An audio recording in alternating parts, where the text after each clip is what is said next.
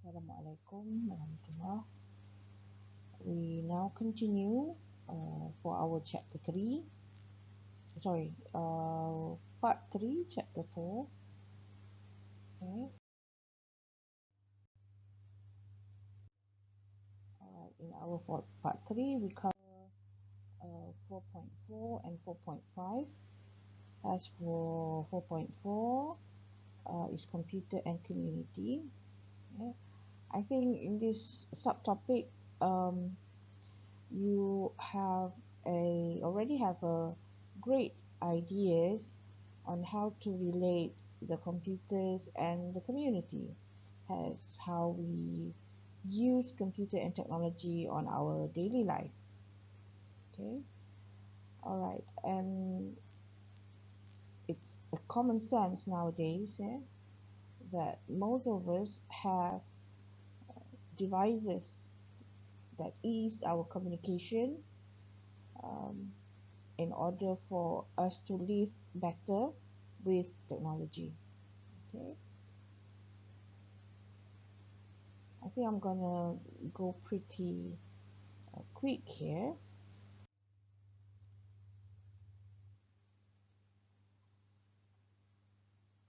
All right, here we continue with uses of computer and internet. Of course, nowadays we use internet for almost everything, especially during PKP. Yeah. Can you relate on what are the information system that you use online, and how you use it to the extensive during this time of PKP, compared to previously, yeah, compared to previous time during PKP. And we have a lot of information that we can get from the internet, and it is meant for many reasons. Yeah. Whether you want to do your assignment, you want to do literature review, you want to do some reading, information searching, and so on and so forth. All right. However, the downside of it is actually when you focus so much on the internet, you might spend less time with your real friends, your families, your real people. Okay, that of course they are the contrast of it. Okay, next,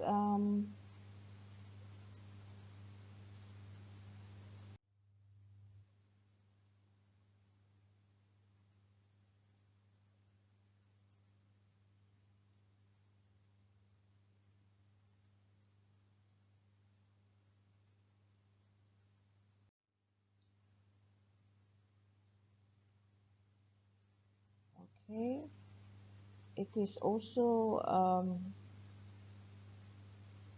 critiques by many, that technology are taking over our lives, especially our social life. Is it true? Yeah. Using technology, it depends on what the purpose that you want to use it for. You can use it for the betterment of the community, or you want to use it for your, it could lead to addictive behavior.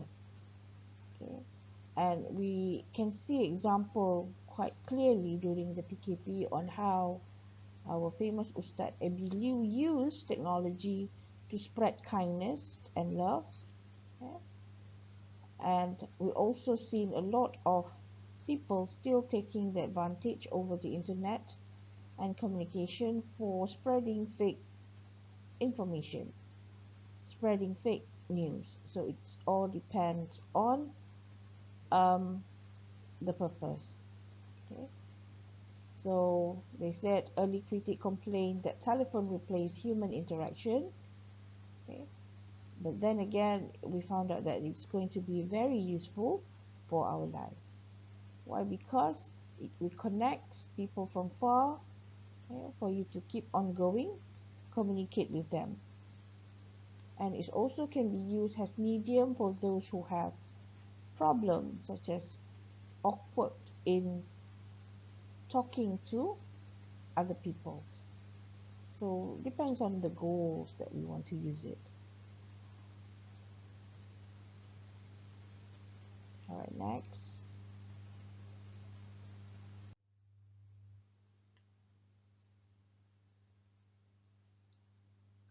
Okay. Uh, there's a lot of reasoning. We want to use computer internet. So here's just some good point of it.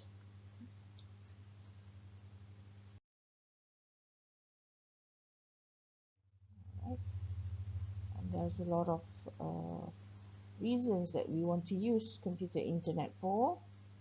And now here's another what we call it concept that born with the internet. This concept what we call as virtual community.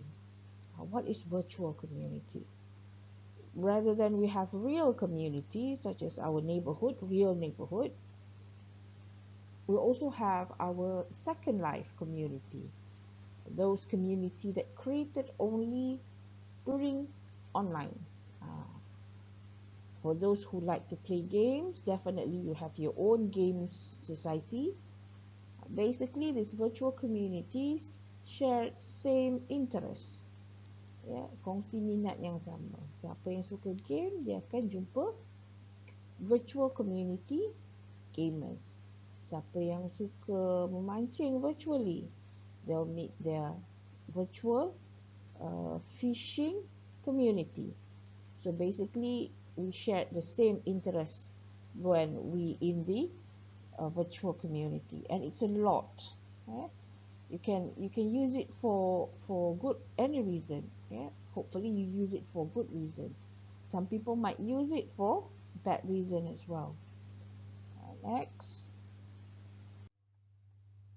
Alright, so kita akan masuk ke subtopik terakhir which is 4.5.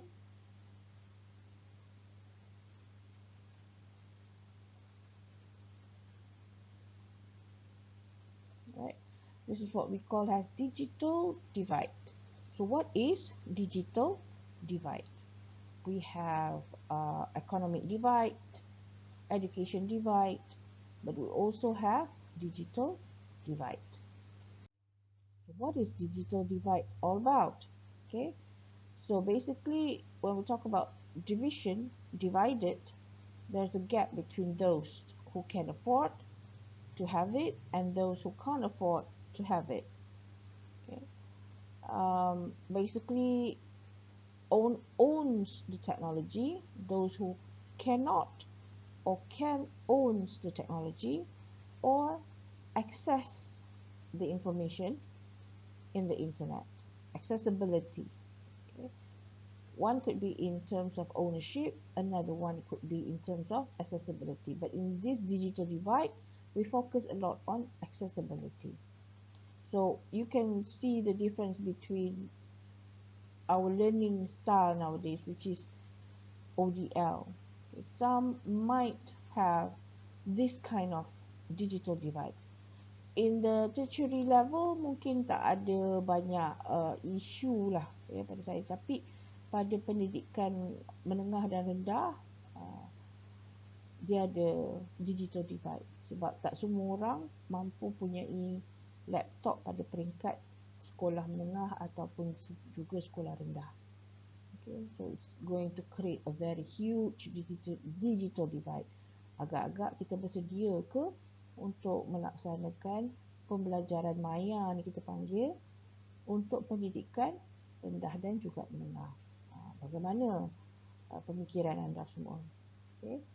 So that is what we can relate with the digital divide for this.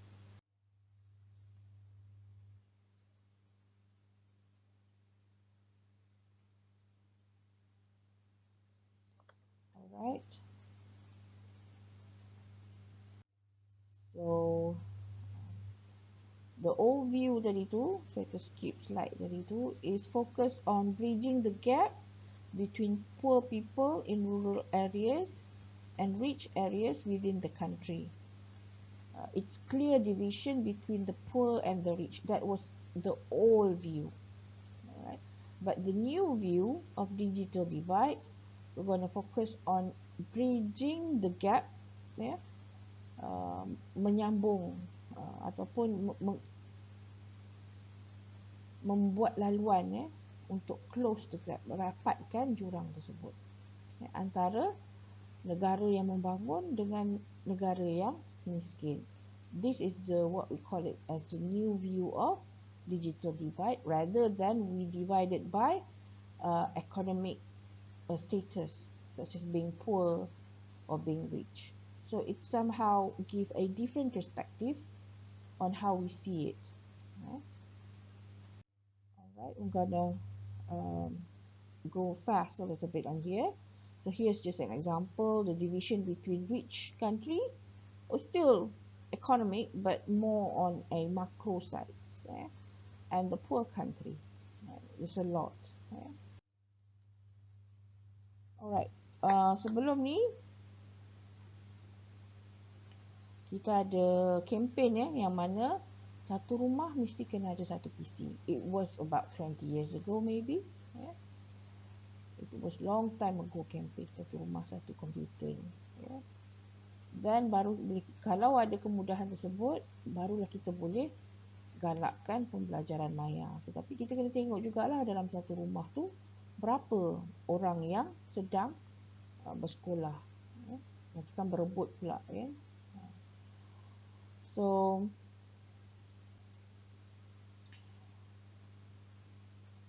from CPSR ni, in order to reduce digital divide, the Computer Professionals for School Responsibility, or CPSR, set minimum requirement to close to bridging the gap, by having this requirement saying that everyone in the country must have access to the internet. So basically in our country we can have that accessibility via phone, via mobile phones, which many of us are available to have that. Hardware and software must be easy to use and fit the needs of all users, including the disabled. So community yang kurang berkeupayaan ataupun berkelainan upaya juga boleh punyai accessibility yang sama seperti orang biasa. Dan training must be available. Training must make use for everyone. And then pricing mesti boleh mampu milik. So these are the minimum requirements set by CPSR yang mana membantu bridging the gap or closing the gap.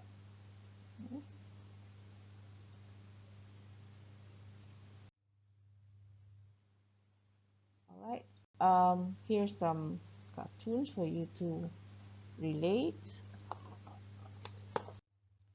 Okay, tadi ada technical sikit. Alright, so we're gonna go into a concept yang penting, untuk subjek ni. In this part, in this page, we call it the evaluations of impact of computer technology. Yang mana kita ada konsep neo-Luddites. So what is neo-Luddite ni? Okay, so the neo mean new, Luddite ni means people who somehow reject the technologies for people. Kita ada old Luddites and neo Luddites. So basically we focus on the neo Luddites view of computers, technology and human needs. Okay, neo Luddites, people with this mindset, people with this concept of mind, memikirkan bahawa komputer akan menyebabkan massive unemployment. Betul ke? No real needs, tak ada tujuan, tak ada keperluan dan tujuan yang utama. Okay. So we use technology because they are there, not because they satisfy real needs. So this is neo-Luddites punya mind. Alright. So next, kita baca kat sini lah. So a neo-Luddite is someone who believes that the use of technology has serious ethical, moral and social ramification. Operating under this belief, neo-Luddites are critical of technology and cautious to promote its early adoption. So while they are not necessarily opposed to the technology, they would prefer to see more serious discussion of the role of technology in society. Some neo-Luddites actually dislike technology, opting for a life of voluntary simplicity. But this is not always the case. Then a, a group of people, what we call it neo-Luddites, they want a deeper conversation, a deeper discussion on how we use the technology to fulfill our lives. Tu akan jadi konflik sikit lah, dilema sikit yang mana it could cause a delay to introduce or adapt or adopt technology in the societies. So harap kamu boleh baca lebih sikit detail. So basically itu adalah summary daripada saya. Okay. Another impact on computer technology, bukan sahaja digital divide, yeah.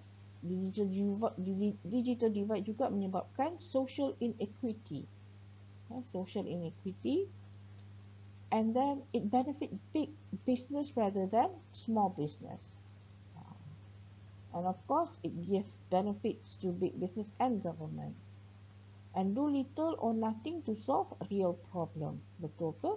Dengan AI, artificial intelligence, dengan medical punya imaging, does it give good or bad impact? So kita kena fikirkanlah how it gives that impact to the society. And computer separates humans from nature and destroy the environment. Do you agree with this argument? Okay. And then continue accomplishment of technology. Prices of food are down and raw material are abundant. How do you see this issue relate to the impact on computer technology? People are not eating ke? Masih tak? People will still not eating ke if we use the technology? No, not really. Real buying power is up. Real buying power meaning consumerism. Yeah? Have bigger power than supplier punya power. Okay. So food supplies and the domestic product are growing faster than the population. Is that so?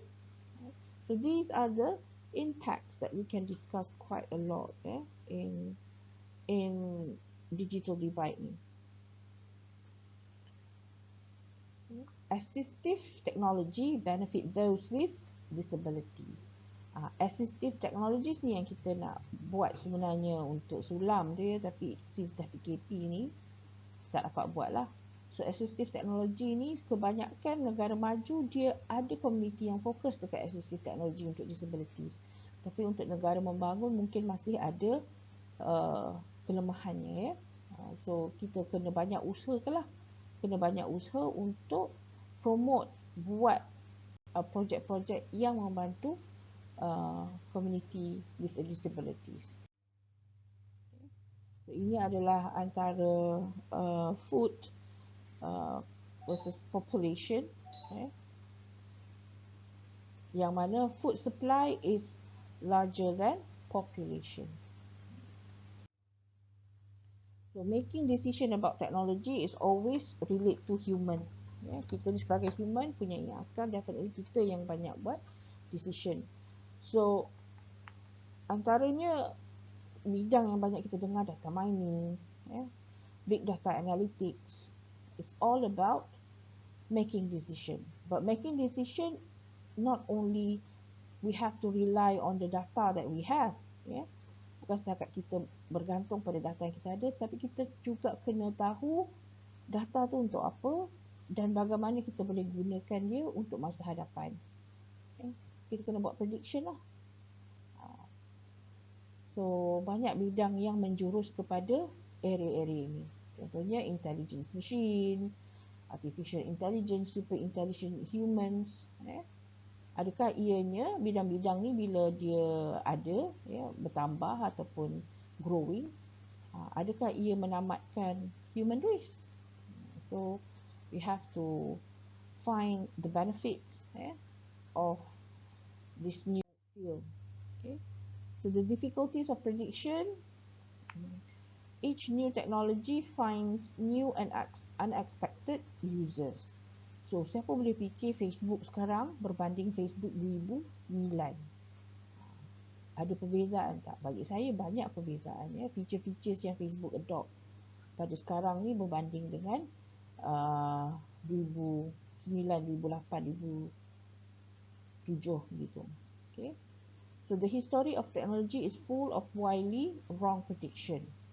Okay. Weizenbaum argued against developing speech recognition technology. Okay, siapa speech recognition ni? Those who have difficulties in speaking.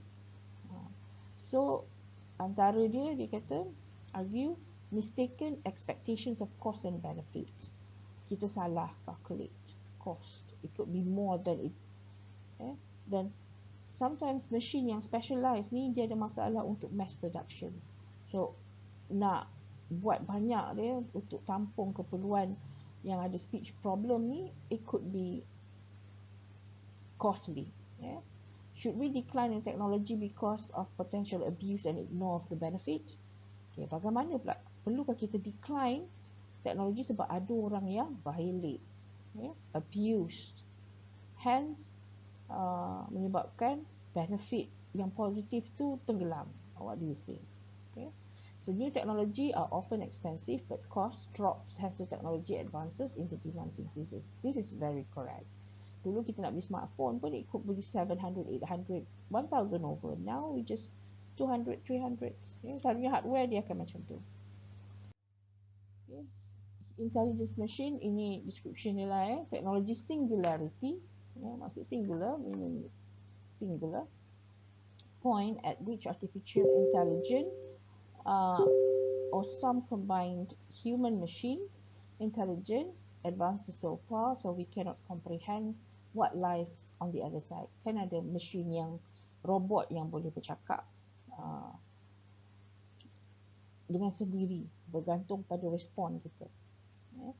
So we cannot prepare for aftermath but prepare for more gradual development. So maksudnya kita prepare untuk peningkatan secara berperingkat-berperingkat. Gradually we develop the technology. Sama juga dengan Malaysia, we have to send people outside to do research. We have to do innovation so that in the future we also have people who have experts in developing these types of technologies. So select a decision-making process most likely to produce what people want. So we have a good sense of what people needs. Hence, we make decisions so that technology tu membantu community lah. So basically that is the end of part 3, chapter 4. Thank you very much.